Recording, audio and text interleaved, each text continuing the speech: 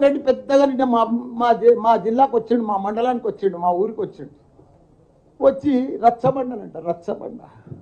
అది ఏం రచ్చబండ? లుచ్చబండ, బట్టబాజి బండ. వీడు పిసిసి ప్రెసిడెంటు, వీడు దొంగరెడ్డి, వాడు రెడ్డి. వాడు మా రెడ్డి అనేవాడు దొంగ. వాడు ఏం చేసిండని వాడి జీవిత చరిత్ర చూడరి. వాడు మా సీఎం కేసీఆర్ పట్టుకొని తిడతాడు, మా కేటీఆర్ పట్టుకొని తిడతాడు. తెలంగాణ మహాత్ముడు మా సీఎం కేసీఆర్ గారు, మన తెలంగాణ ఫ్యూచర్ మా కేటీఆర్. ఇవాళ దావుస్ పోయిండు, లండన్ పోయిండు, ప్రపంచ దేశాలను తిరిగి వస్తున్నాడు. ఎందుకు పోయిండు? మన తెలంగాణ బిడ్డల కోసం, మన తెలంగాణ యువత కోసం, మన తెలంగాణ అభివృద్ధి చేస్తేందుకు.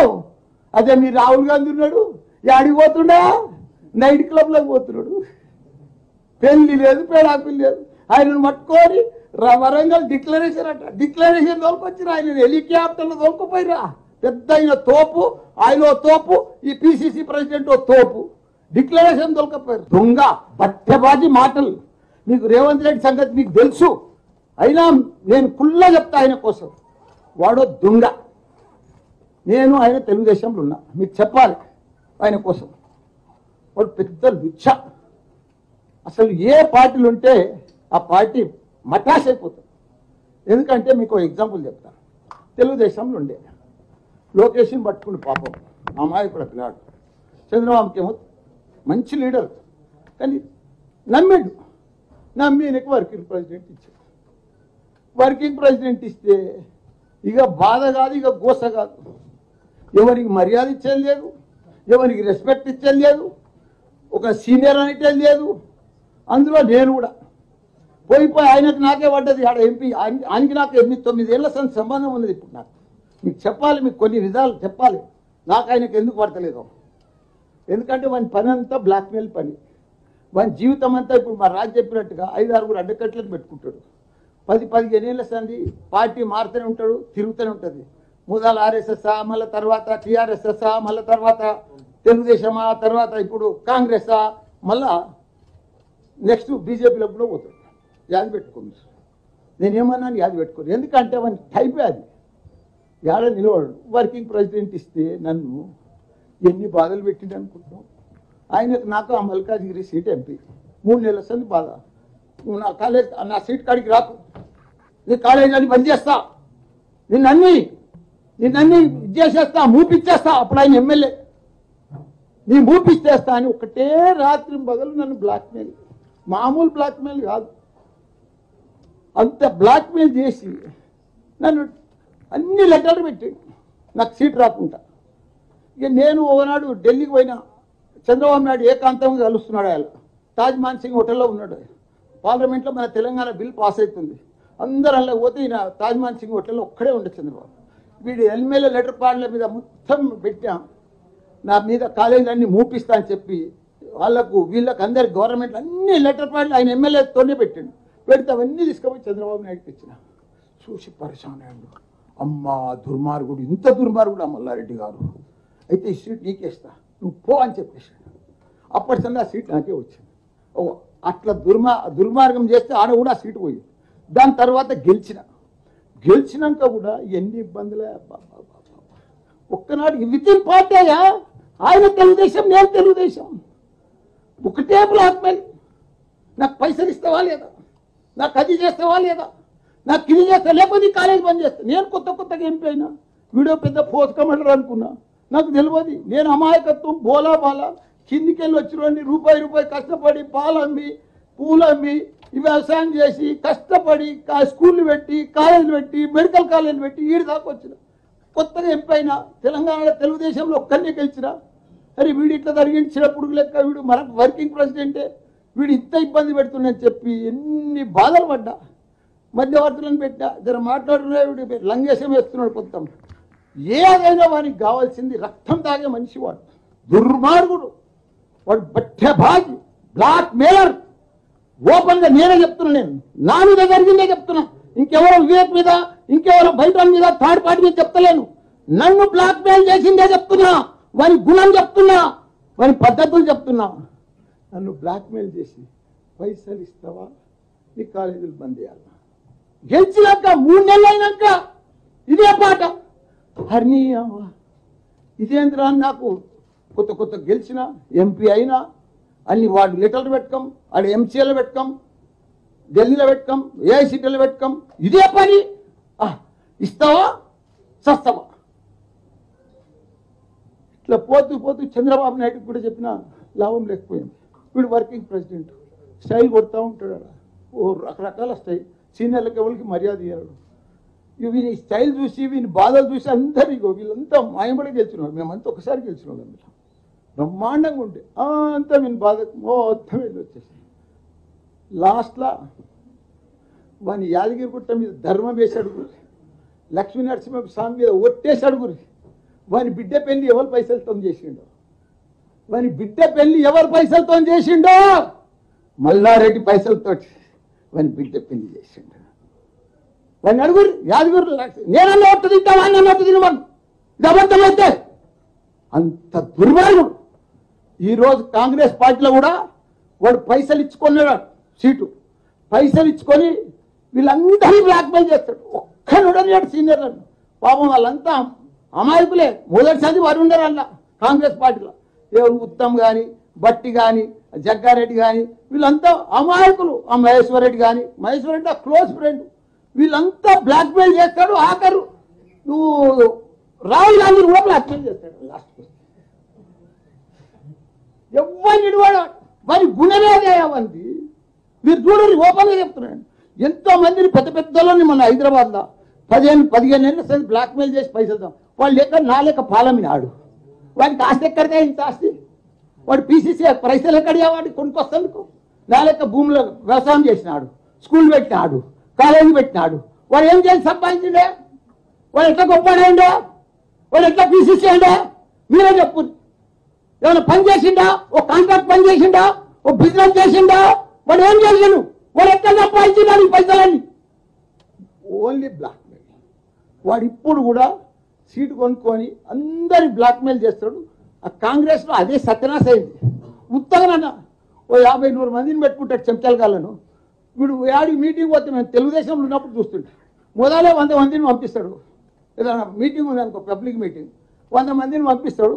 ఇక వీడు లేట్ వస్తాడు. ఇక స్టైల్ ఇక వచ్చి ఇక స్టేజ్ మీదకి వెళ్తానే రేవంత్ రెడ్డి రేవంత్ రెడ్డి రేవంత్ రెడ్డి అని వస్తారు. హరి అమ్మ చంద్రబాబు అనుకోవాలి, మేమంతా అనుకోవాలి. మీ అమ్మ ఏమున్నదిరా మీకు ఫాలోవర్స్, యూత్ ఏం ఫాలోవర్స్ ఉన్నదిరా, వీనికి ఏం వరుతున్నారా అనుకోవాలి. అదంతా భ్రమ, అది ఉత్తది బక్వాస్ అంటే. ఇదంతా అది ఒక సినిమా లెక్క, సినిమా స్టైల్, సినిమా పక్కి ఉంది అంతా డ్రామా. ఇప్పుడు కూడా సేమ్ డ్రామా. వాడు పెద్ద పీకుడు కదా, వాడు పెద్ద తురుంకాను కదా, అబద్ధాలలో నంబర్ 1 కదా, బ్లాక్మెయిల్లో కూడా నంబర్ 1 కదా, అన్నిట్లల్లా పట్టెబాజీ వ్యవహారంలో కూడా నంబర్ 1 కదా. నేను వాటితో సవాల్ చేస్తున్నా. దమ్ము ధైర్యం ఉంటే ఛాలెంజ్ చేస్తున్నాం అంతటి, ఛాలెంజ్ చేస్తున్నాం అంతటి, ఛాలెంజ్ చేస్తున్నాం అంతటి. సాలే అరే సాలే రారా గుట్లే, అరే సాలే రేవంత్, రేపు నేను రాజీనామా చేస్తా, నా మంత్రి పదవికి రాజీనామా చేస్తా, నా ఎమ్మెల్యే పదవికి రాజీనామా చేస్తా. నువ్వు నీ పీసీసీకి రాజీనామా చేసి, నీ ఎంపీకి కూడా రాజీనామా చేసి ఇద్దరం నిలబడదాం రా సాలే గాండు. రేపు రారా, ఛాలెంజ్ చేస్తున్నా, నిలబడదాం. నువ్వు ఓడిపోతే, నువ్వు గెలిస్తే నేను రాజకీయంలోకి వెళ్ళి తప్పుకుంటారా? రేయ్, నేను రాజకీయంలోకి వెళ్ళి తప్పుకుంటారా? కానీ నువ్వు గెలిచి చూపిరా, నువ్వు దమ్ముంటే. అందరు చెప్తున్నావు కదా 20 గంటలాగు, 15 గంటలాగు, 2 ఏళ్ళలాగు, మనమే వస్తున్నాం. ఇప్పుడు ట్రైలర్ చూపిరా, నువ్వు గెలిచి పిల్లలకు ధైర్యం మీరా, నీ కాంగ్రెస్ పార్టీకి ధైర్యం మీరా. నేను మళ్ళా గెలుస్తున్నా. ఇప్పుడు ఛాలెంజ్ చేసిన మల్లన్నతోటి, నేను ఎంపీగా మళ్ళా గెలుస్తా, మళ్ళీ నిలబడతా అని. మొగోడవ అయితే చెప్పురా, ధైర్యవంతుడు అయితే చెప్పురా అని కూడా మీ అందరూ ముంగట ఛాలెంజ్ చేస్తున్నా. వాడిని కూడా రాజీనామా చేయమని, నేను కూడా రాజీనామా చేస్తా. రెండింటికి బరోబర్ నిలబడదాం. ఎవరు గెలిస్తే వాడే హీరో, ఓడిపోయినోడు 0, ముగ్గురు 4 గంటల చక్కగా ఇంటికెళ్ళిపోయి. ఇదంతా రాయండి, ఛాలెంజ్ చేస్తున్నామండి తాలగాంతో. జై తెలంగాణ, జై కేసీఆర్.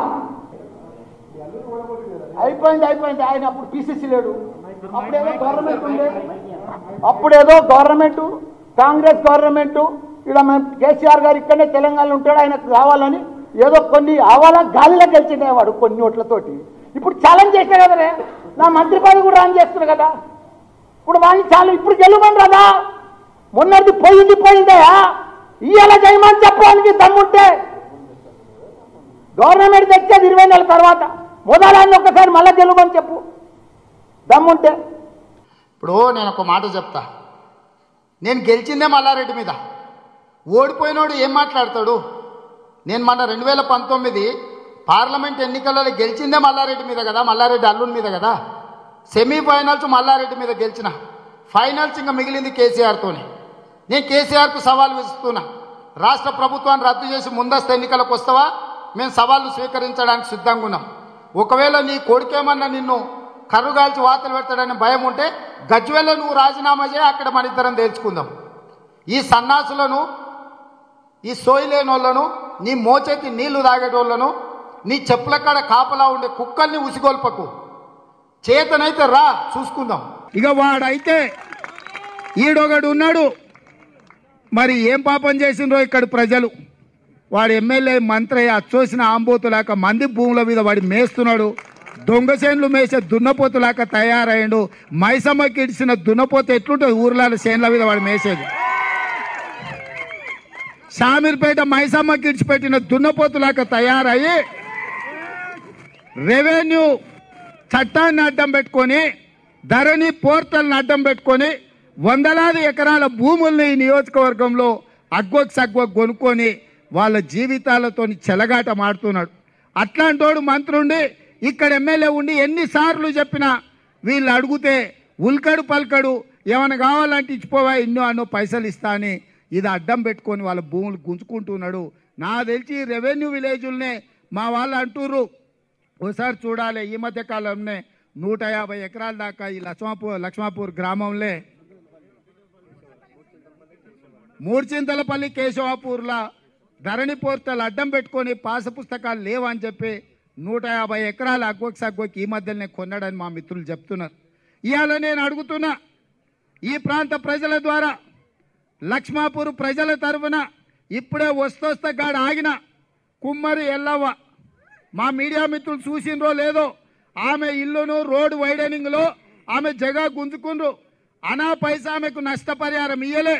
4 ఫీట్లు రోడ్డు పైకెత్తి కేసీఆర్ దొరవనికి రహదారి వేసుకుంటే ఆమె ఇంట్లోకి పోనికే దర్వాజా లేదు, కిటికీ లేదు, గూనెలాకున్నది, గూనెలకెళ్ళి పిల్లి పోయినట్టు లోపలికి వంగొంగిపోయే పరిస్థితి కుమార్ ఎల్లవకు పరిస్థితి వచ్చిందని అంటే, ఆమె వాళ్ళ కోడలు అల్లుడు వానొస్తే ఇంటి నిండా నీళ్లు ఉంటున్నాయని చెప్పి కిరాయికి పోయి ఉండాల్సిన పరిస్థితి వాళ్ళకు వచ్చింది. కుమార్ ఎల్లవని అడిగిన ఎట్లా బతుకుతున్నావు తల్లి అని, ఏముంది నాయన ఇన్ని కుండలు తెచ్చుకొని అమ్ముకుంటున్నా, ఈ తహసీలోడు మల్లారెడ్డి వచ్చినప్పుడల్లా పోయి దండం పెట్టినా, కనీసం నాకు ఇల్లు కట్టిండ్రి, నేను పేదదాన్ని, నాకే జగా ఉంది, ప్రభుత్వం అన్నది కదా స్థలం ఉన్నోళ్లకు పేదోళ్లకు 3 లక్షల రూపాయలు ఇస్తాం ఇల్లు కట్టుకొని, కానీ గవర్ని పీరి లేకపోతే డబుల్ బెడ్రూమ్ ఇల్లు కట్టుకొని 5 లక్షలు ఇస్తామన్నారు కదా, అదన్నా ఇవ్వండి. ఏది కాకపోతే నా జగా గుంజుకొని రోడ్డు వేసుకున్నారు కదా, నా జాగా కన్నా నష్టపరిహారం ఇస్తే నేను ఒక కర్ర కట్టుకొని గౌరవంగా బతుకుతా అని చెప్పినా అని కుమారి ఎల్లవ్వ చెప్పింది. ఆడ మీరు చూసిరు కల్వర్తు కట్టిండ్రు, అవతలికి నీళ్ళు పోయే కల్వర్తు ఆమె ఇంట్లో తీసుకొచ్చి పెట్టిండ్రు. ఇవాళ వాన వస్తే ఇంటి నిండా నీళ్లు నిండితే ముసలామె పెద్ద మనిషి 70 ఏండ్ల దాకుంది, కనీసం వీళ్ళు మనుషుల పశువుల గడ్డి తింటుండ్రా, ఏమన్నా పెండ తింటుండ్రా అని అడుగుతున్న ముఖ్యమంత్రిని, ఈ మంత్రిని. ఒక ముసలామెకంత తిప్పల పడుతుంటే గాడిద కొడుకులారా, 100 ఎకరాలు నువ్వు కొనుక్కుంటావు, 1000 కోట్ల గాడిద కొడుకు సంపాదించుకుంటాడు. ఆ ముసలామెకు ప్రభుత్వం పైసలు 5 లక్షలు ఇచ్చి 2 అర్రల ఇల్లు కట్టిస్తే మీ సొమ్మేమన్నా పోతాదరా అని నేను అడుగుతున్నా.